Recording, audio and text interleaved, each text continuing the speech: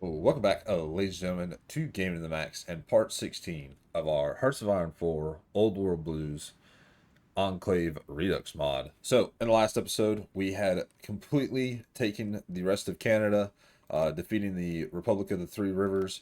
We've done a lot more of our focus trees, and our biggest feat for the last episode is we restored the United States, and we are no longer the Enclave Reconstruction Authority. So, with that, we did unlock the Reparations Act, which gives us 365 days.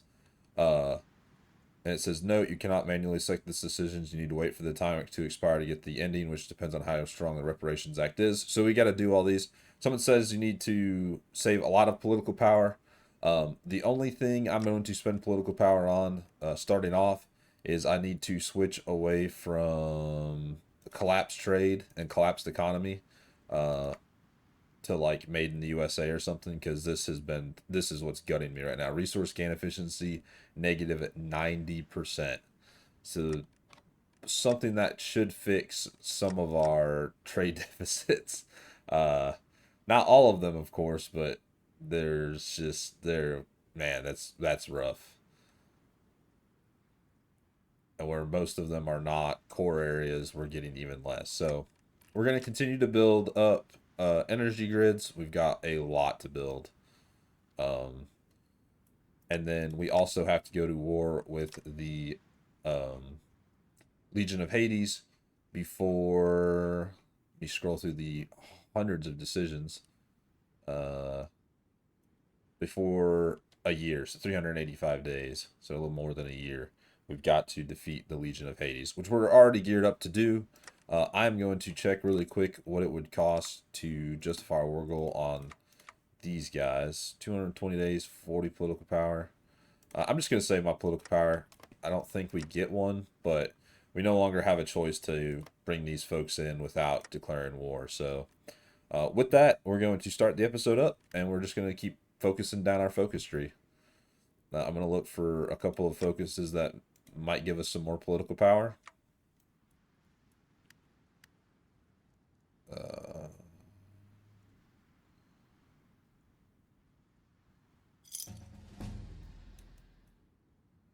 Operation Brutus does.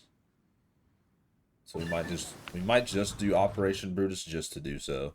With the restoration of America, it's time to decide where to place our capital. Some suggest we move to Shady Sands, the largest city of California, but others, fearful of the threat of protesters and dissidents, suggest we fortified Navarro. But there's a third idea: New Reno will do until we free Washington. All right, I'm gonna click this, and then it says we will see. Please rise for the national anthem. It will play the national anthem. I'm going to have to cut the video for a few seconds because the national anthem in the game is copyrighted. So I'm gonna hit it. New Reno will do until we're free. We're gonna stay. We've already rebuilt New Reno. This is where we've solidified. Navarro has been retaken, but uh, we have not been there to develop it. It's been a wrecked hunk, like it's been destroyed by the the NCR. So New Reno will be our capital. All right, there you go. That's over, and we are back. So we're gonna finish out parts of the focus that opened up. Let's see. That's only 50 political power. Don't think you. That's political power gain.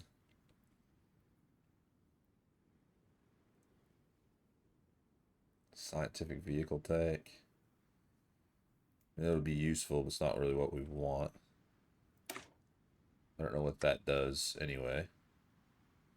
Let's just do Operation Brutus to have the Annex War goal against uh, the Legion ready. Legion ready party spotted. The fort at Grafton, there's I think 5 or 6 of these I'm going to read through real quick. So once known as Camp Grafton, the base was expanded upon as the annexation of Canada grew hot. After the Battle of the Dakotas, Americans were demanding a second fort to be built to prevent a second Canadian incursion. Given this was never going to happen since the Treaty of Ottawa was signed 3 days later, regardless, the army was quick to turn Camp Grafton from a small post to a sprawling fortress. However, the Great War saw it fall into disrepair, and then the place grew infested with radroaches. Big ones, too. The base is being brought back online and will serve as a good northern anchor point for continuing operations east. Kando changed his name to Fort Grafton, improved army organization, and boost in special forces capacity. Did we clear the Radros infestation? Our song still stings here. Near Rapid City, Fort Meade sat on the edge of the wilderness post-war and was used as a secure staging point for caravans moving north. It was known as the gateway to the Dakotas since, aside Rapid City, it was one of the few fortified stops moving east. Thankfully, much of the base remains in good condition because of this. However, this isn't the only reason why the base was important to us. Nearly 400 years ago, in 1892, the post commander began the customs and traditions of playing the Star Spangled Banner at military events and asking for people to rise and pay respect to it, long before it became our national anthem. Now we've recovered an original copy of the piece, and with it, a vital part of our history. Mostly as all our copies went down to the rig, we were operating solely on memory. So, what is the Wilder Wood? Belle Forte changes its name to Fort Meade, improves army organization and boosts in special forces capacity. Back at the barracks in the frigid north sits Frayne Barracks, a former National Guard outpost that saw rapid expansion as we ramped up operations in Canada. Despite being named a barracks, the post served as the command and control center for Guard units pushing in against the Canadian Army, and from here, General Plimkin conducted a strategic maneuver of using robots as shields during the Canadians' only assault into the United States. The barracks has sat relatively derelict, given that most wastelanders weren't aware that the post was a lot more than a barracks, and the automated defenses kept many at bay. So does it have a heater? Bismarck changes his name to Frayne Barracks, improves army organization and special forces cap. Echoes of the Northern War. What started as an early warning detection against Soviet bombers evolved into the main base of operations against Canadian commies during our liberation and annexation of Canada, becoming the center of our bombing campaigns against Canadian partisans. However, the true treasure lays in the semi-automatic ground environment, or SAGE radar system, which proved vital in combating the Canadian Air Force when they resisted our liberation. For years, the base has sat silent as the cold and the old robotic guards prevented many would-be scavengers from entering. Thankfully, much of their base remains intact as its lack of use against China saw it received only a singular nuclear bomb. What's more, the SAGE system has been fully repaired and returns to operation status for continuing operations in the north. Fly, Eagle, Fly, improve air mission efficiency and ace generation. Maelstrom at the Maelstrom. Our excavation and construction teams arrived at Maelstrom Air Force Base was met with a tribal force that worshipped the former United States Air Force Base only in a very twisted way, believing their gods to be literally in the sky. One of the tribal members would defeat the other in ritual combat. They would turn that person into a kite using their body parts. This disturbing development had the army moving in, and we didn't use this term lightly, purifying the base and removing many of the human kites, human bone charms, and effigies that the crazed tribe made. The base itself has been returned to Strategic Air Command, who are ready to develop the base for continued operations in the Great White North. Wait, weren't these guys in Colorado? Improve air mission efficiency and ace generation. Cool. Power up the grids, construct. I need to have Black Mountain and Jacobstown, which is in here. With our war goal being... So here's the thing. Do we make our infantry better or do we make our vehicles better? Infantry speed, armored assault. To be fair, we've got a lot more trooper warfare than we do. It also gives us radios and mobile fortifications, which I don't really care about the mobile fortifications.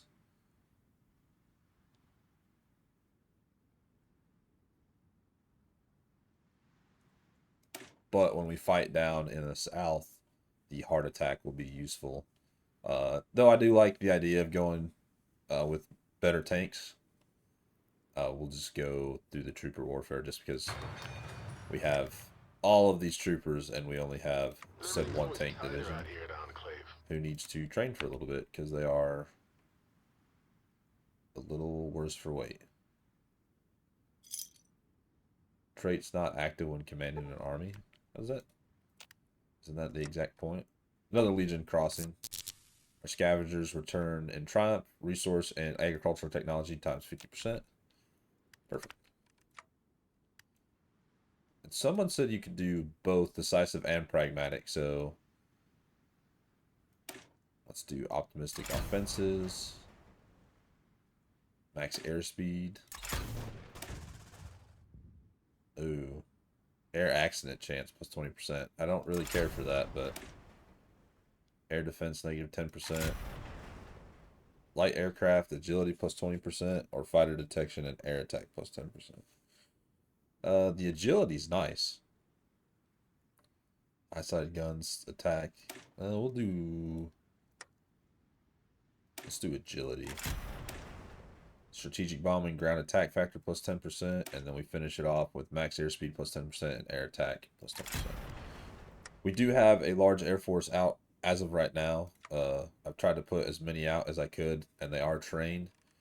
The more we get, the more I will put out, and I have assigned them to different armies around the region. So hopefully when the war does kick off, in theory, they should go up and start fighting. If needs be, we've got a lot more of our jet fighters. I know the Enclave, or I know the Legion will be coming heavy, hot for us, and they do have airplanes, so we'll assign you to just Western Arizona. And then maybe in Area 51, I'll put the 1 unit of jet bombers we have.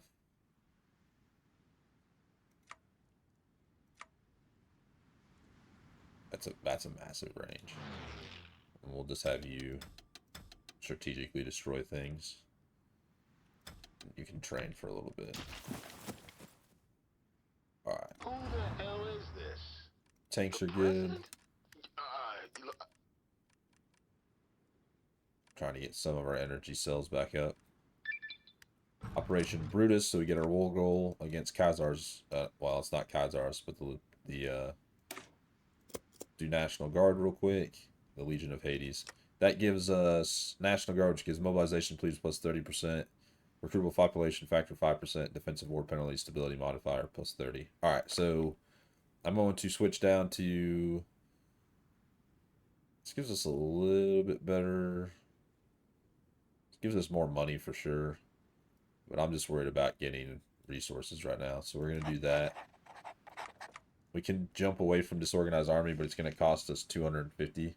So we're just going to have to keep that for a little bit. Lifetime pensions does help us a little bit. So I'm just not going to waste the political power on that. Well, we will come down, power all, construct, just in case we're missing any.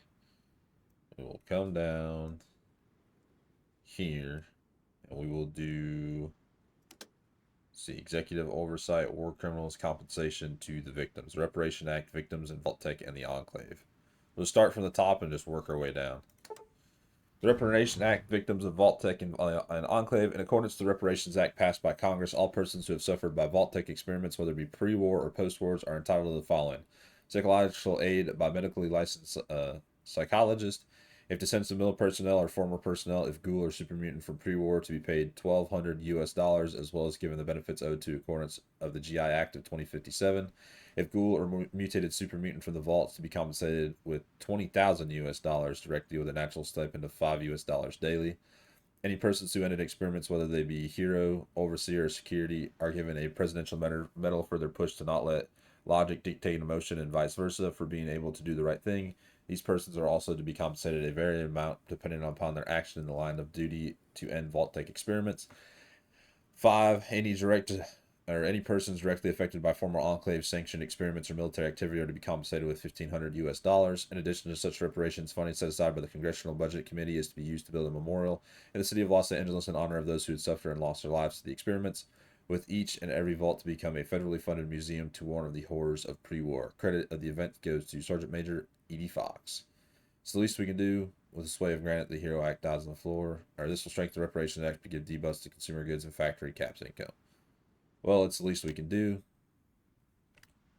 Yeah, we're just going to eat our economy later.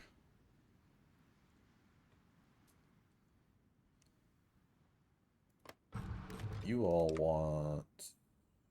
Or you all need stuff, right? Yeah. All right. Start a lend lease. I'm going to send them... What's your infantry using?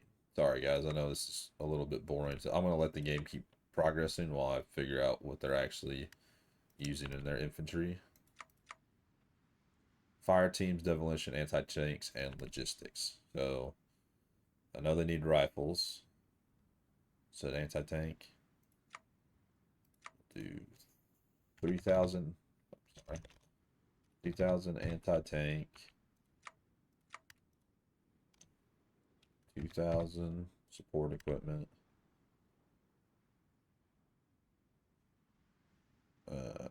Fire teams.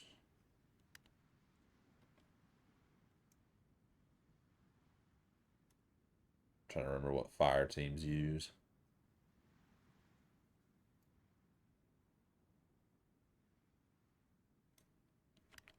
We'll give you all of these old rifles of ours.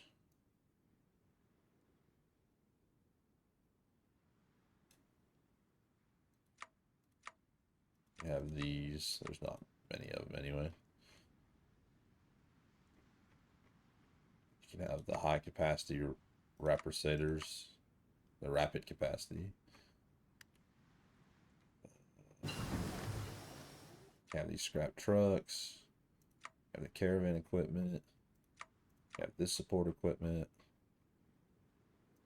Those scrap trucks.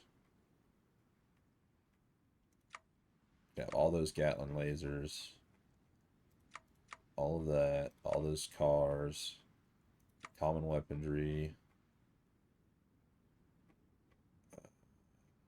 Scavenge truck. Flamethrowers. And all the stuff I've got.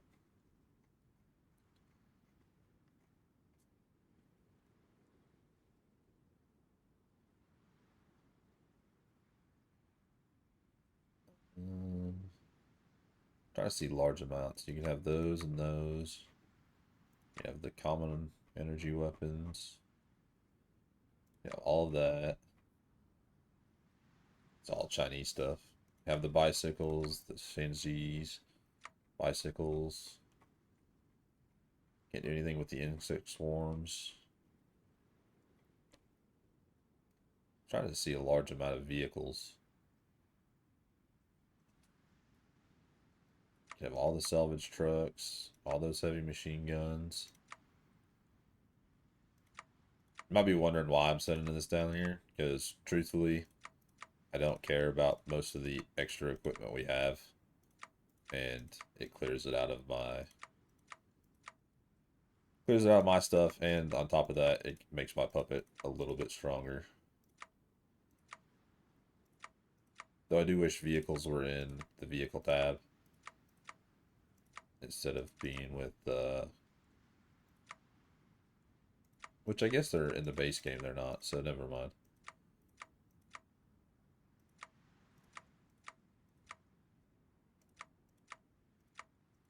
You guys should be able to build an absolute massive military force now.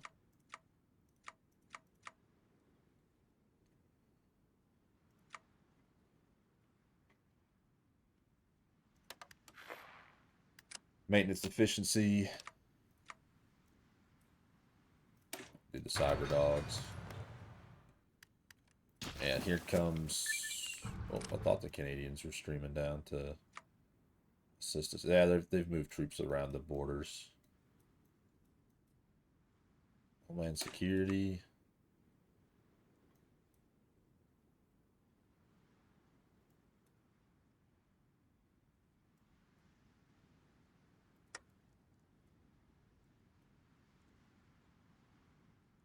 Mobile logistics might be good.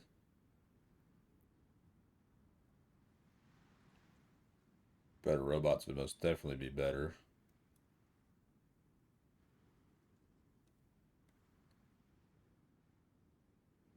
Danger close. Ground attack factor.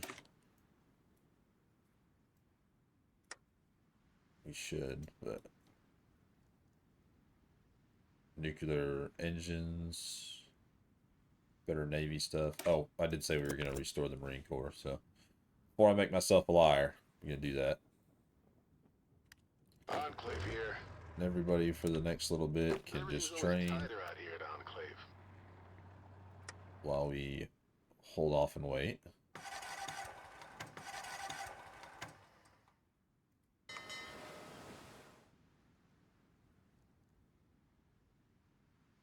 Why has that got... Oh, for Navy maybe?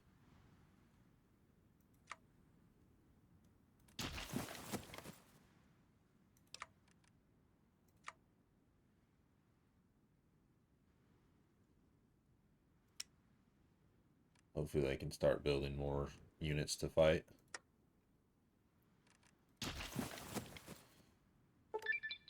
The Marine Gunners. Rebirth of the Marines. After the Great War, the military was downsized, much like the rest of the government. Branches were nothing more than pins on a uniform, with the Army taking the lion's shares of roles. The Air Force was reduced to piloting invertebrates. The Navy operated what few ocean craft were left and manning the automated systems defending the rig from anyone approaching. The Coast Guard was all but dissolved, and the Marines fought tooth and nail to survive. Many of their numbers served alongside the Secret Service, acting as grunts on special missions. Others were in the likes of Granite Company, who were the primary defenders of the rig. President Granite remembered hearing the stories of Granite Sr., and he himself had always felt he had a connection to the few and the proud. It was his distinct honor today at the headquarters of the former 1st Marine Division announcing his reactivation and expansion of the Marine Corps. In an evolving process, Marine detachments will be sparked out to active units in the field to develop Marine tactics in post-war wasteland.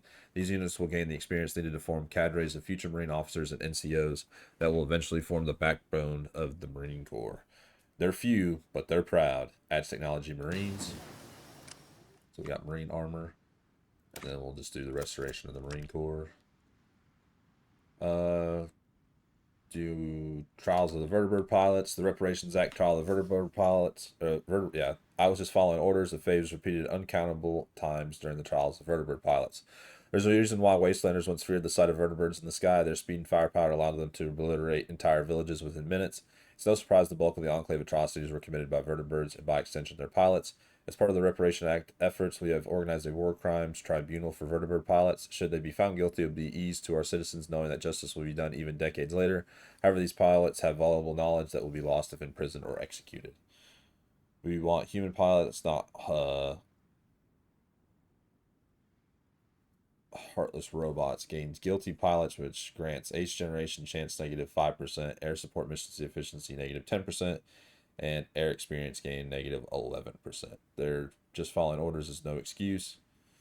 I'm going to go, like I said, I'm going to be hard on us for all of it. So he's trying to fix this, though we're about to get a war. The only good news is my Air Force is pretty strong to begin with, so.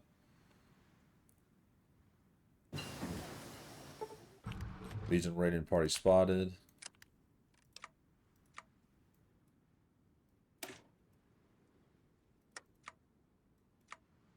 Let's see. Advanced recycling. That. We should have. As I scroll forward, power stations. I do need to look at my trade deficit. So we're good on energy, and we've made a significant progress through here. So we're exporting a little bit right now, mostly to Canada.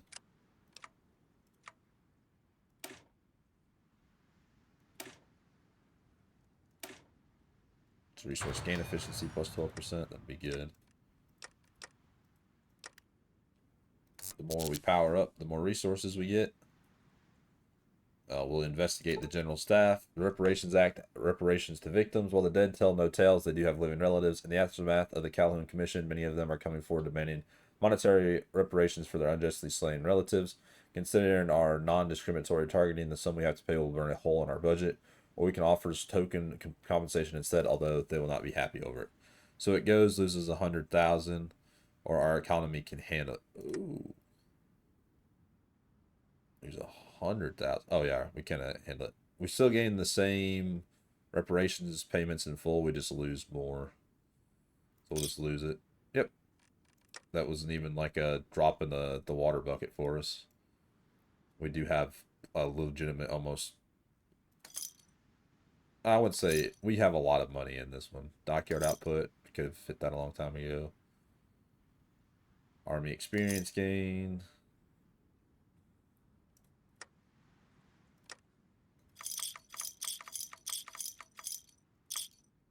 There we go.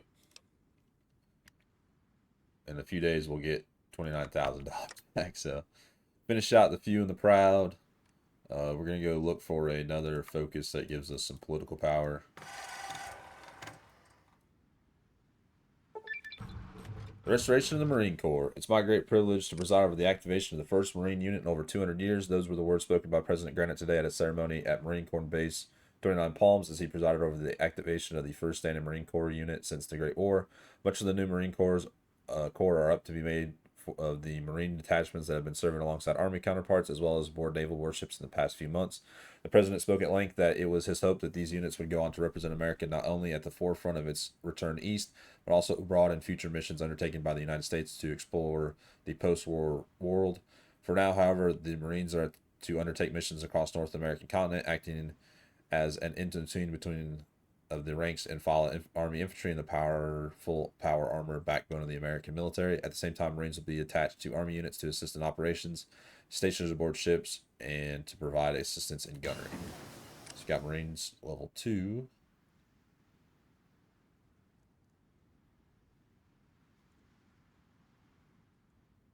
From the top down, the Ides of March, they lose stability. Operation Augustus or Operation Spartacus issued the second Emancipation Proclamation. I did read that if you do Operation Brutus, you can do from the bottom up weapons caches, and then you can have them open the slave population will open revolt in the Legion of Hades. So I think we're gonna do that and then declare war when the slave rebellion happens.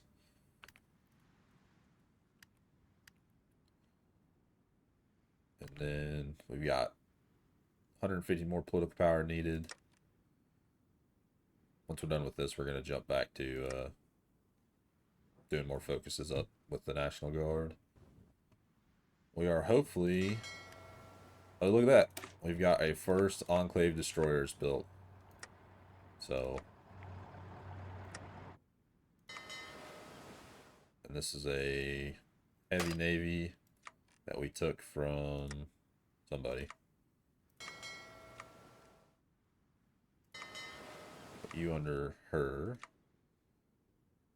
Oh, this we took from the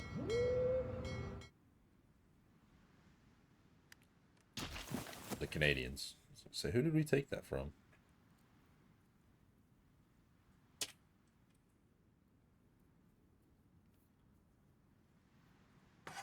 And when we do go to war, the Dominion of Canada should move most of their troops to the south.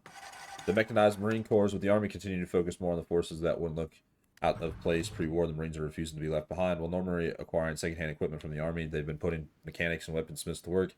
Off the coast of California, the President granted was treated to a mock invasion of Marines using their newly designed amphibious assault crafts. The two prominent spectacles, the Endeavor was the amphibious assault vehicle, a tracked APC capable of carrying a platoon of Marines ashore, and the amphibious assault tank, a modified version of the AAV to provide direct fire support to Marines on the beaches.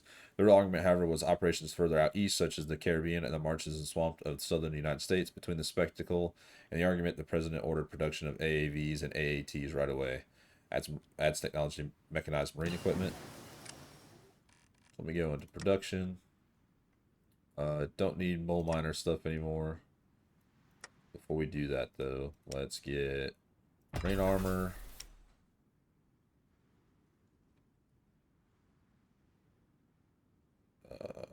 We can do Minuteman kits. It's in here. And amphibious assault tank. Nope, that's wasteland tank. Whoops.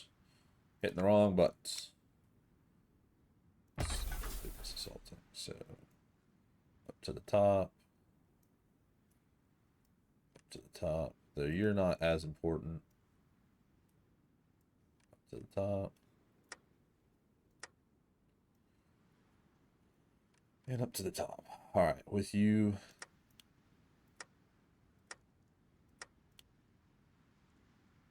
Let's get rid of the mole miner equipment because we're not using it right now. Don't have enough assault tanks just yet to replace our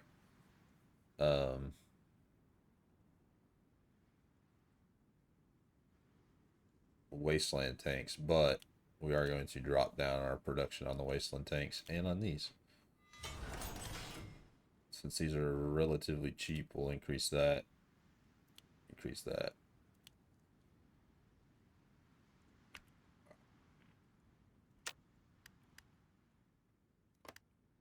You guys should be getting... You got all the equipment, so hopefully you are going to start building more units. The dreams of liberty. From the bottom up, the legion is based on slavery and despotism, but there are those who remember when no American wore the yoke of slavery. We shall hold these truths to be self-evident that all men are created equal. Political power plus 100. Oh, and that's given us enough political power to do what I need. Unlocks the decision to arm slaves, dropping off energy weapons from vertibirds outside slave barracks. The most satisfying thing the Enclave's ever done. We'll just do that really quick. We're going to go to construct or connect. Then we'll scroll down and finish out the Reparations Act. So investigate the scientist. The Reparations Act bystander scientists. While the FEV scientists have been executed as part of our purge of the purists, there are many other veteran scientists still under our payroll. These scientists were not involved in FEV research, but they knew of it and did nothing to stop the FEV research. While they are not guilty of any criminal offense, the Calhoun Commission report blasted them for moral cowardice and suggested their employment be terminated. However, fine, our veteran scientists will kneecap our research capabilities for some times. And send them to trial. Fire the moral cowards. Gains guilty scientists, which grants research speed negative 15% for 420 days. I don't necessarily agree with this one. I didn't agree with the some of the vertibird pilots ones as well, but we're just, like I said, we're going to fire the moral cowards. They knew it was immoral, but at the same time, it's human nature to say, I don't want to die, even if I don't find that that's right. So, the Reparations Act, war criminals, and the general staff. I was ordered to go in there and destroy the mutants. That was my job on that day. That was the mission I was given. I did not sit down and think in terms of men, women, and children. They were all classified the same. Oren Moreno at his trial. Shocking news has hit our army. An ex-soldier going by the name of Cannibal Johnson and a former NCR Ranger turned U.S. Marshal by the call sign Aquamarine have released an expose implicating numerous members of the officer corps in war crimes, most notably Orion Moreno. Apparently, Marshal Aquamarine found Johnson somewhere in the Mojave, and both of them worked together to uncover evidence of Enclave war criminals hiding their past. Due to their seniority, many of these war criminals end up in senior positions in our armies, their past buried under a mountain of lies until now.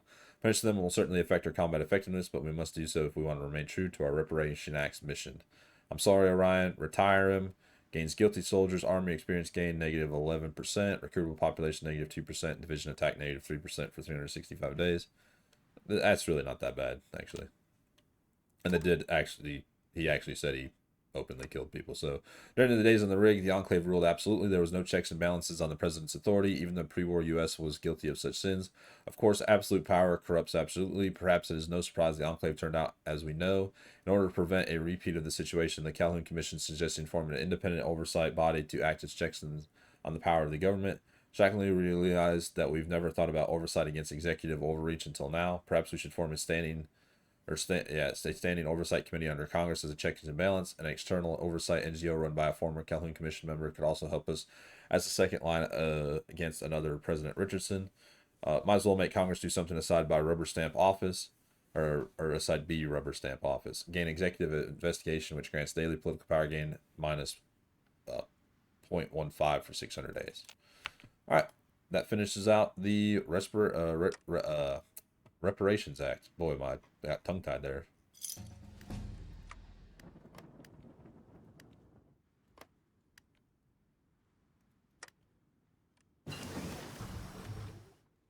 Cyber dogs.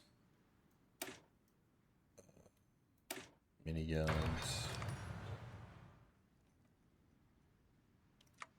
I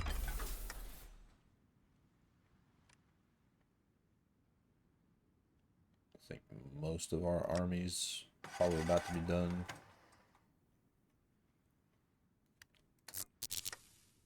Power up the grids.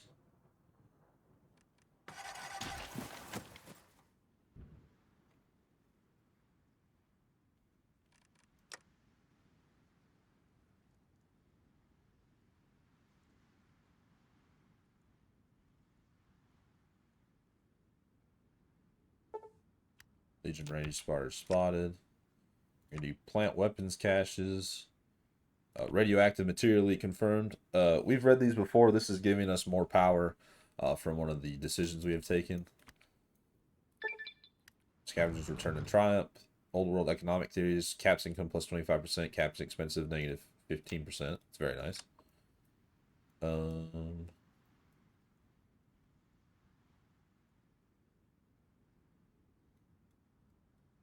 Haven't finished these. We haven't finished Navarro.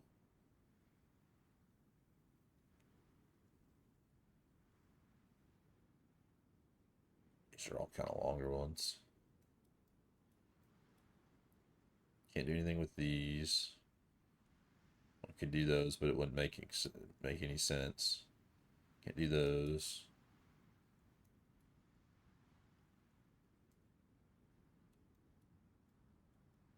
We have not done any of this, though.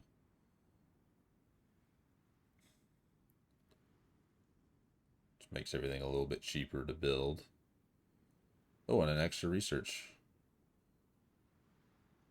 Power armor, forge.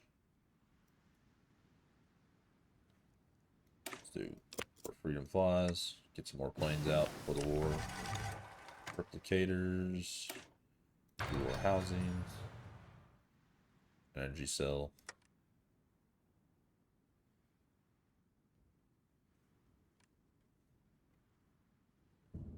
And if needs be, we can come up here to Canada and tell them to give us their power.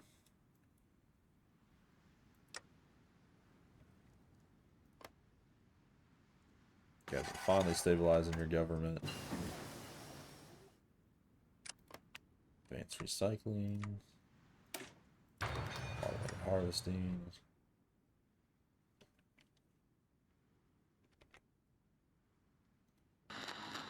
Legion marches, which they actually don't. Ooh, we got something to read. Where freedom flies, the liberties shall soar. The Air Force following the Great War took a hit harder than anyone. Even the Navy had the Pacific Fleet for a time, but the Air Force lost nearly every single aircraft in its arsenal. It made it the mightiest Air Force in the world at the time. All that remains were the vertibirds stationed on the rig, which became the backbone of the Air Force and the workhorse of the Enclave. Now, however, times have changed. The Air Force is ready to restore its old power and make it more than a few flights of vertibirds flying over the wasteland. Well, they haven't forgotten the venerable vertibirds. Their priorities have shifted somewhat, one of which is the revival of the Air Industry Command, which Air Force commanders hope will catapult the Air Force ahead of from simple prop monoplanes to the mighty nuclear jet fighters of the pre-war era. Likewise, the Air Force is ready to start programs to return fixed-wing aircrafts to the sky. We have resources for all three, but the time is of the essence right now. So we can just get a free one. So let's see, return fighter production costs 4%, 7%, 3%. Let's do Air Industry Command. It's 7%. This adds another 4%, so it makes it 11% cheaper. See, we're almost close to finishing this out. I know I'm bouncing around. Someone said try to focus on it, but I'm focusing as best as I can on things I think we will need before we go to war. Because we've got 252 days, so we've got to start thinking about it. We also need to do one of these. We'll just restore the first one up top. And I'd like to see... We'll do this one. I thought we were going to be given one to give weapons to people in the Khazar's Legion. If only drill instructor Barnes could see him now. One of our most promising Marine officers has made waves in the new established Marine Corps. His exploits in numerous hazardous environments that are expected for power armor has earned him a reputation for getting the job done. Furthermore, when he is acting as an opposing force during a joint training with the Army, he is essentially a one-man army. Now, ideally, we would prefer such an individual to fight in the field, but a recent run-in with the mutant mantis shrimp has left him unable to perform field work. In fact, we thought he died. Instead, he's thrown himself into command administration work, becoming a rising star in the Marine Corps, and has been selected to be promoted ahead of his peers. General Adrian Shepard, welcome. Or Adrian Shepard, sorry.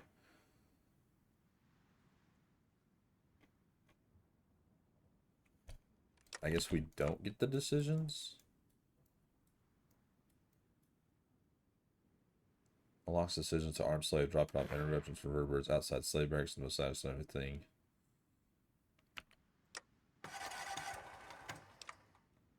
Oh, I see it now. They're going bankrupt. They're slave unrests. So let's see. I want to come down here. What's this cost? Armed slave, 0. 20. Ooh, it gets really expensive. Do the Red Sun City. The Old Sun. Those 2 territories will have slave rebellions.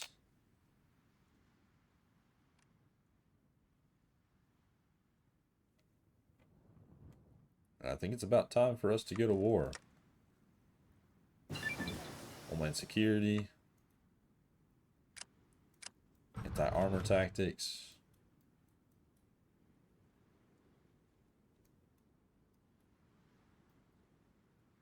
Institute the emergency draft, and then we'll do the army reserves at this point. Radios, which is fine because we have a bunch of them we have taken from people.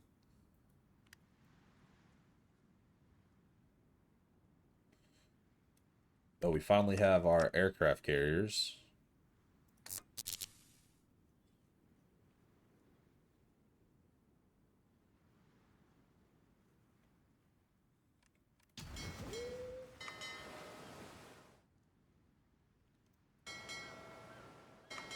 Select you, we'll move you over. You over. I also want to start deleting.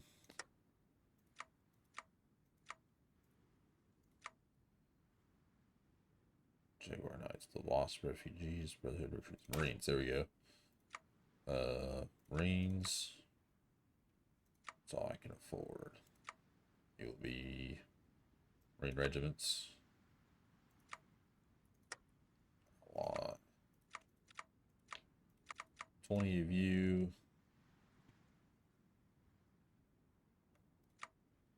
Actually want 40 of you.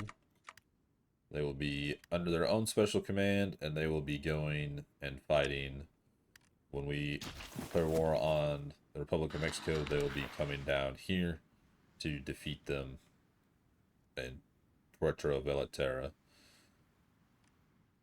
No Arizona killers in America. In a shocking turn of events, the Western White House in Reno was the site of a running gun battle between Secret Service, the United States military, and several would-be assassins that had been determined to be actors of Kaiser's feared frumentari.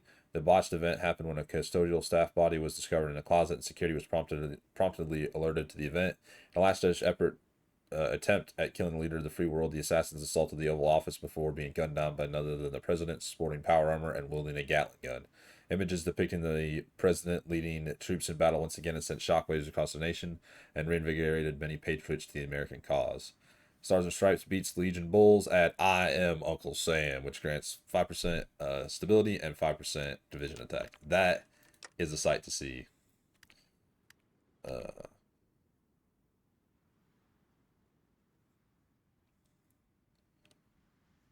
I not have 4 capital ships?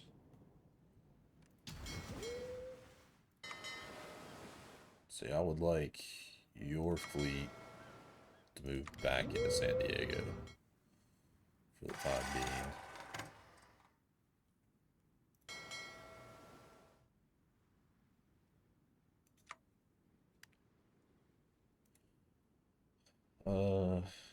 Let's see, the Navy carriers.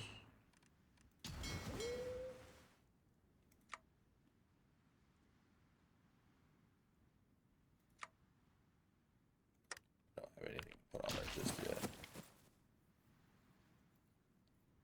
Alright, I think we've trained enough. This is Enclave Maincom. So we'll just stop all training. Enclave here. Stop train the training there.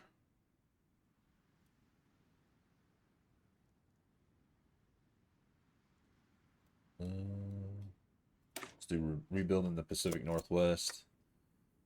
We can do the anti-pirate sweep. We'll do that. 60 days. Better minigun. Point defense laser. That.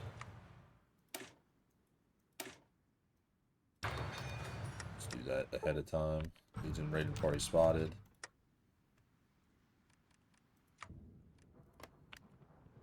You can promote. You won't let me promote you. Oh, it would help if I actually clicked on the... Oh, I need more political power. Forgot this takes political power. That's probably why I haven't been able to do Arroyos. If I would read it.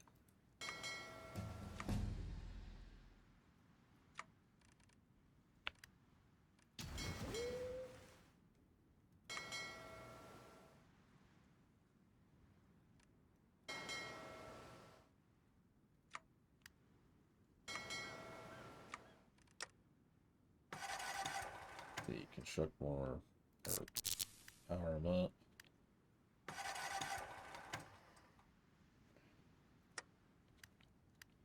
You know what? I think I'm ready. We're going to start the rebellion. We'll be off. You guys have 10 divisions now. More extraction. You have 265 divisions. We can do these.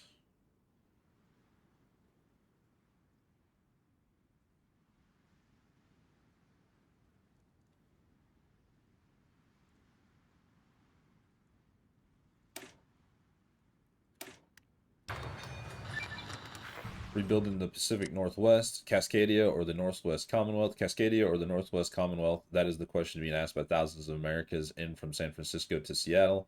The federal government has begun pushing the use of the Cascadia Commonwealth on the official documents as it sets of the government, the Commonwealth government in Portland, comprising much of America's Pacific Northwest. The Cascadian Commonwealth is slated to be made up of Oregon, Washington, and Idaho. Some claims that parts of Northern California were also part of the Cascadian Commonwealth. The Commonwealth administration has claimed that there are more important matters to attend to face at the moment. The new administration cites cannibalism, roving mutants, psychotic raiders, and the remnants of the Washington Brotherhood as its primary threat. In conjunction with federal officials, the administration in Portland is working tirelessly to restore law and order, and large swaths of food are being shipped north. In return, the vast technological treasures of Seattle and the commerce of Portland are thoroughly being explored to benefit America as a whole. Never a dull moment.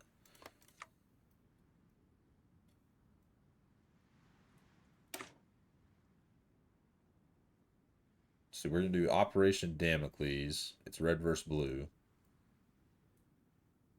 Then we're going to do Operation Spartacus.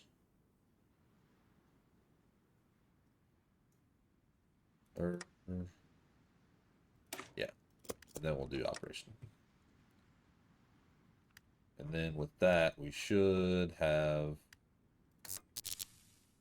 all of these to do. Securing Salem, Heaven's Gate, Search for the Purists, North to Alaska, the Trolls of the Warren.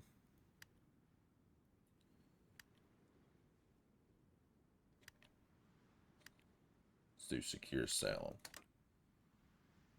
And while we're looking, search for the Purists, because I think we all know what horrors awaited. During our return to Seattle, one of our main priorities were to find those who fled Sierra Army Depot during our Reformation.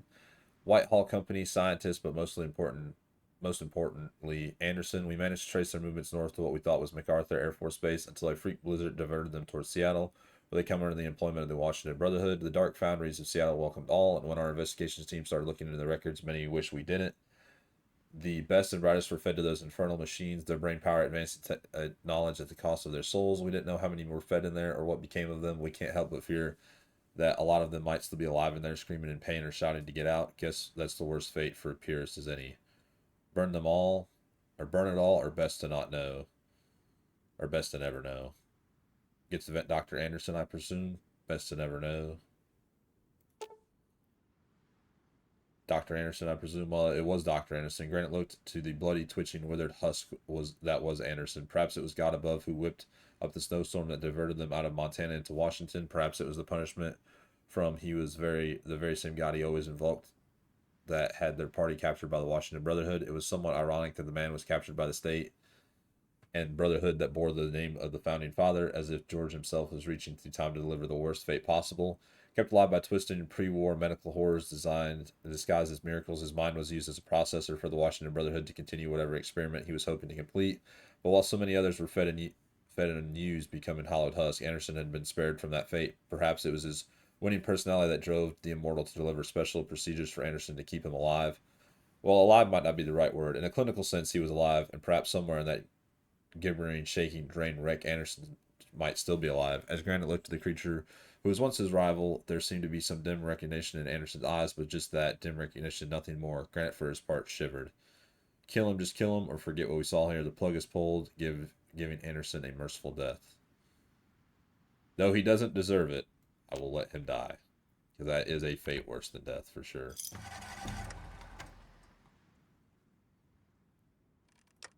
Let's kick off Damocles, and then let's kick off a Slave Uprising. And then we'll kick out the Eastern Legion as well.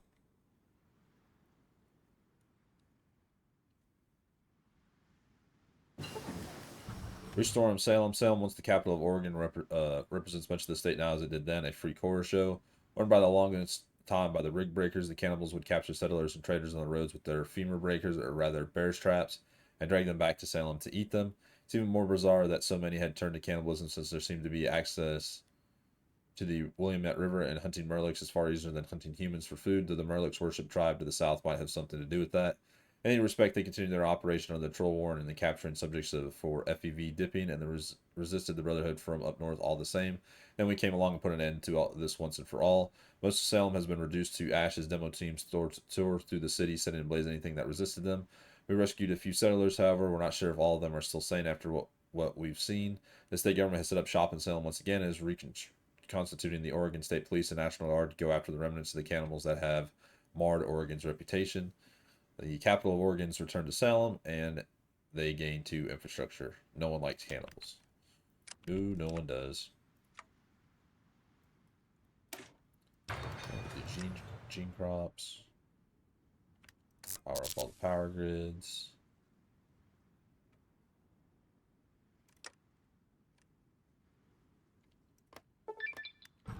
It's red versus blue. Kaiser's Frumentary, the best intelligence organization on the Wasteland, having capabilities beyond anyone the rest of the Wasteland was capable of, or anything the rest of the Wasteland was capable of.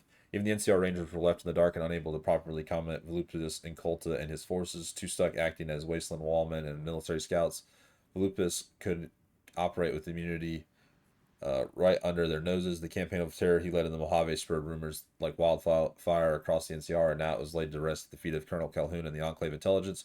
While he refused to believe the wilder tales, like how Lupus was half man, half dog mutant, he followed up on clues and rumors using old school counterintelligence tactics and tricks that the Frumentary weren't used to. He had a few promising leads, but he needed to expand his scope. Speaking with Granite, he proposed Operation Damocles, a systematic campaign to destroy the Frumentary, using everything the old Enclave Intelligence officer had at his disposal, as well as developing a few new ones. Granite looked over the proposition as well as evidence that Calhoun had supplied during the NCR's run with the Frumentary. While he was more of a direct action kind of man, Calhoun knew what he was doing. He gave the operation the green light. Let's get that son of a bitch. The Foxcatcher. Calhoun knew that in order to truly defeat the Frumentary, he would need to cut the head off the beast. That meant capturing Volupus Inculta. Of course, Volupus would never show himself, but he knew Kaiser didn't tolerate failure. If he could dismantle and disrupt their operations enough, Volupus would slip up in a desperate attempt to save face. He already wasn't liked amongst his peers, having only the protection of Kaiser to save him. If he lacked that, then he would go into a panic. So if Calhoun didn't capture him, then at the very least Kaiser would kill him. Calhoun got to work, coordinating with whoever he could. His mission simply yet complicated, bring in every Frumentary he could for interrogation. If not that, kill him, whichever comes first. I think that guy actually died during the Civil War, but it doesn't matter. It's still basing this off of if Kaiser Legion was still around. We can restore. I don't think I can do any more of these, right? They're 75. Yeah. We'll do while I'm up here. New Citizens Care Package. We'll do that one because Intelligence Agency.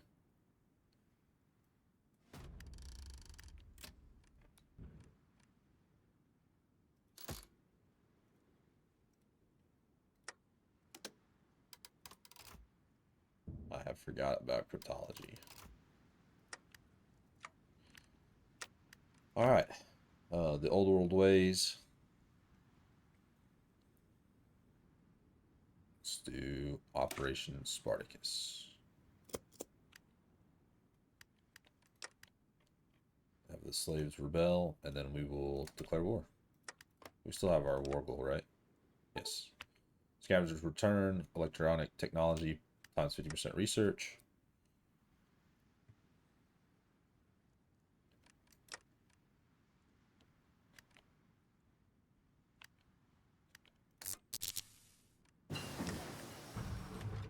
Automatic cannon is done, or the atomic cannon, not automatic.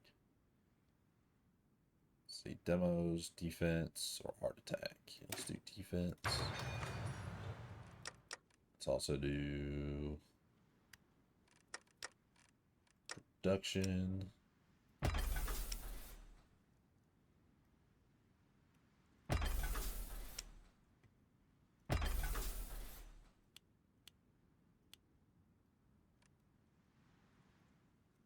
All the way to the top. You all.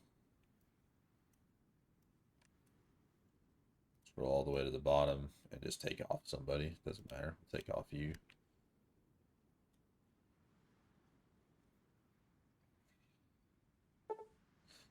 Legion Raider Sparty spotted. Yeah. Restoring Olympia. Following the Great War, Olympia avoided the destruction that befell Washington cities, ironically due to its proximity to Seattle and Joint Base Lewis McChord. An emergency government made up of the state surviving government military personnel managed to hang on for some time, but as the weather worsened, things looked bleak. By 2275, it is all but abandoned. Even the Washington Brotherhood didn't care for it and left it to its fate. We don't know, sometime in the late 2100s, ice lurks attacked the city, trying to use the surviving power plant to lay their eggs. After an ice lurk queen destroyed the old state capitol building, the city of Olympia was abandoned by, and now it hardly shows up on caravan trade maps. Many of its survivors joined up with the Olympus tribe or made for Port Maw. Well, we're back, and yes, the ice lurks still reside in the city ruins, or rather did reside in the city ruins. A concentrated campaign by the Air Force, Coast Guard, and Army managed to clear out the city, with the ice lurks queens being killed in the airstrike. What we found since is that the city is in remarkable condition despite being overrun with ice lurks. Much of the infrastructure is still intact, and with it, the state government setting up shop and hoping to restore Washington to its former glory. It's like Mirror but icy. There's like, oh, what is an ice lurk? It's like a Mirror, but it's icy. Capital Washington's returned to Olympia. Kodiak base adds 2 infrastructure and adds 10 to Kodiak base. It's like value. All right. Before Operation Spartacus, we're going to get to Operation Spartacus with 1 day left. Before this kicks off, we will stop, and it'll be the next episode that we will start the war with the Legion of Hades. For they will be found scared and alone. During a sweep of fear of ghouls in Seattle Metro, security team stumbled across tattered remains of an Enclave unit that had been hiding out down there. They were protecting a series of refugees that had escaped from the Washington Brotherhood.